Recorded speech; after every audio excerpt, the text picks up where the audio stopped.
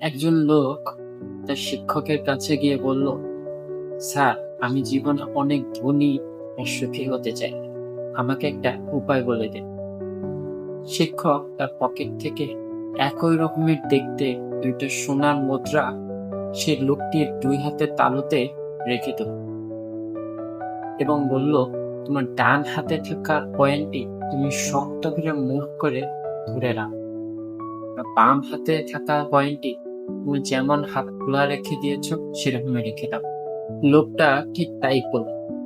কিছুক্ষণ পর শিক্ষক জিজ্ঞেস করলেন, এবার বলো তো, কোন কয়েনটা ধরে রাখতে তোমার কষ্ট হচ্ছে আর কোনটা তুমি স্বাচ্ছন্দ্যে দেখতে পাচ্ছ? লোকটি বলল, আমার ডান হাতেরটা শক্ত করে চেপে রাখায় ডান হাত অবশ হয়ে গেছে, আর বাম হাতেরটা খোলা রাখায় আমি খুব সহজে কয়েনটা দেখতে পাচ্ছি। শিক্ষক একটু হেসে বললেন, আমাদের জীবনটাও ঠিক এমন। টাকা পয়সার সম্পর্ক বা কোনো কিছু যখন তুমি জোর করে আঁকড়ে ধরতে চাইবে, তখন তুমি কেবল শুধু কষ্টই পাবে।